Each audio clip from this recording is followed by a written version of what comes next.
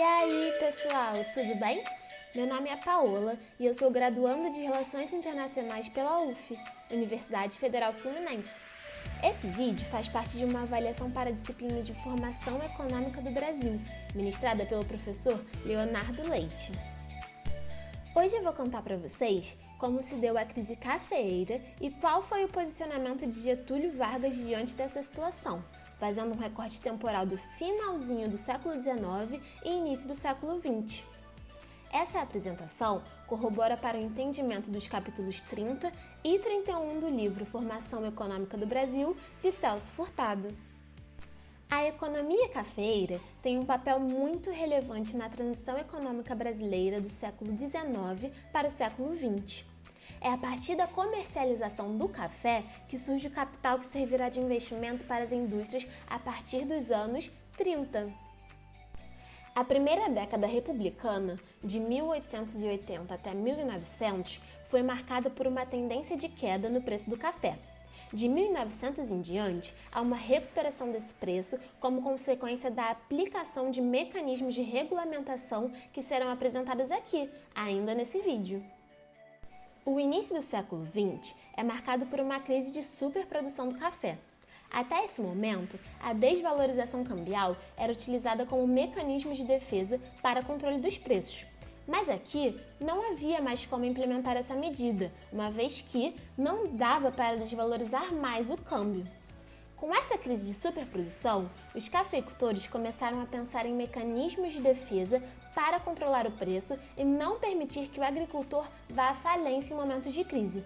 O pensamento foi o seguinte: se o preço do café caiu, é porque nós produzimos demais para a demanda do momento. Como nós somos os mais relevantes nesse papel de exportação de café, é possível organizar medidas para controlar o preço desse produto. Com esse pensamento sendo fomentado na cabeça dos cafeicultores, foi criado o Convênio de Taubaté, que tem como suporte o Estado de São Paulo. Em uma reunião desse convênio, inicialmente, os cafeicultores optaram por estocar metade do que fosse produzido de café e guardar a outra metade, para impedir que a oferta fosse maior do que a demanda. Mas, Paola, como isso funcionaria? Quem arcaria com os gastos da produção? Pois é, antes de falarmos especificamente sobre isso, é importante lembrar que em 1889 houve a Proclamação da República e isso permitiu que houvesse uma descentralização de poder no país, ou seja, haveria uma repartição maior do poder que ficava nas mãos do imperador. Ok, mas e daí? Calma aí que eu vou explicar. E daí que, com isso, foi possível o desenvolvimento de uma classe dirigente que detinha de poder político suficiente para atuar nesse cenário econômico. Assim, visando a articulação de uma situação para evitar o rebaixamento de preços, temos a elaboração de uma política de valorização do café, dentro do Convênio de Taubaté. As considerações foram as seguintes: A. Com o fim de restabelecer o equilíbrio entre oferta e procura do café, o governo interviria no mercado para comprar os excedentes. O governo citado aqui é o do estado de São Paulo. O governo nacional não compactuou com essa jogada e optou por não intervir. Nesse caso, o cafeicultor vende para o governo e o governo segura esse café. B. O financiamento dessas compras se faria com empréstimos estrangeiros. O governo pegaria empréstimos com o banqueiro internacional para comprar dos cafeicultores. C. O serviço desses empréstimos seria coberto com um novo imposto cobrado em ouro sobre cada saca de café exportada. O Brasil precisaria pagar de algum jeito os juros dos empréstimos e, para isso, seria efetivada a cobrança desse novo imposto. D. A fim de solucionar o problema a mais longo prazo, os governos dos estados produtores deveriam desencorajar a expansão das plantações.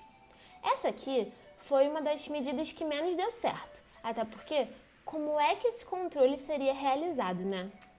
É interessante observar que a economia cafeeira passa por ciclos, já que essa é baseada em plantações e é necessário respeitar seu tempo de desenvolvimento. Assim, as políticas de controle de preço são aplicadas apenas quando há uma queda desses.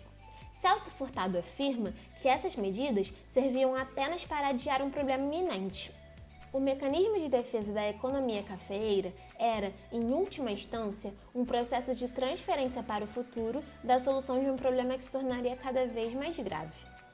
Com a crise de 1929, a economia do café se vê encrencada em mais um problema. Não é mais possível obter financiamento externo. O mundo está em crise. E agora? Com a crise impactando o mundo inteiro, era óbvio que ela também chegaria aqui no Brasil, né? Não deu outra. Rapidamente, o país havia zerado seus estoques de moeda estrangeira, inclusive pelo fato de que Washington Luiz, em determinado momento, permitiu a reversibilidade da moeda doméstica por moeda estrangeira. E é nesse contexto que Getúlio Vargas entra em cena. Em 1939, ele aparece com novas ideias para a defesa do café em consequência das pressões dos cafeicultores. Seu primeiro dilema foi colher o café ou deixá-lo apodrecer nos arbustos. Se deixasse apodrecer, quem perderia seria o cafeicultor, e se colhesse, o preço do produto cairia ainda mais. Agora vocês devem estar se perguntando: qual era o problema de guardar o estoque, bem como havia sido feito anteriormente? O problema é que os estoques já estavam abarrotados. Então, a primeira solução foi queimar o café. Se houvesse a destruição do produto, a renda do fazendeiro seria garantida, pois haveria colheita, e eles não teriam que se preocupar com o armazenamento. Mas, Paola, o problema que gerou tudo isso não foi a falta de dinheiro, já que não havia mais a possibilidade de empréstimos externos? Sim, e agora é que vem o ápice desse vídeo. Celso Furtado desenvolveu um argumento para essa questão. Como o café era muito importante para o país, ele tinha um efeito multiplicador muito relevante. Com a queima do café, seria feita a manutenção dos trabalhadores que continuariam participando da produção e da colheita. Além disso, esses trabalhadores remunerados ganhariam dinheiro para gastar com outras coisas, permitindo assim que a economia continuasse girando. Houve então uma expansão de crédito. O governo passou a criar dinheiro, literalmente. Dinheiro esse que era suficiente para financiar a destruição do café.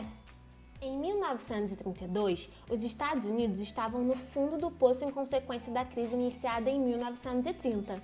Mas o Brasil... o Brasil! Celso Furtado argumenta que nós saímos mais rápido da crise por conta da destruição do café. Já me encaminhando para o encerramento desse vídeo, eu vou fazer mais uma citação direta do livro. Dessa forma, a política de defesa do setor cafeeiro nos anos de Grande Depressão concretiza-se num verdadeiro programa de fomento de renda nacional. Praticou-se no Brasil, inconscientemente, uma política anticíclica de maior amplitude que a que se tenha sequer preconizado em qualquer dos países industrializados. Vocês também leram a palavrinha inconsciente? É isso mesmo, galera! Acredita-se que a ação de Getúlio Vargas não foi intencional.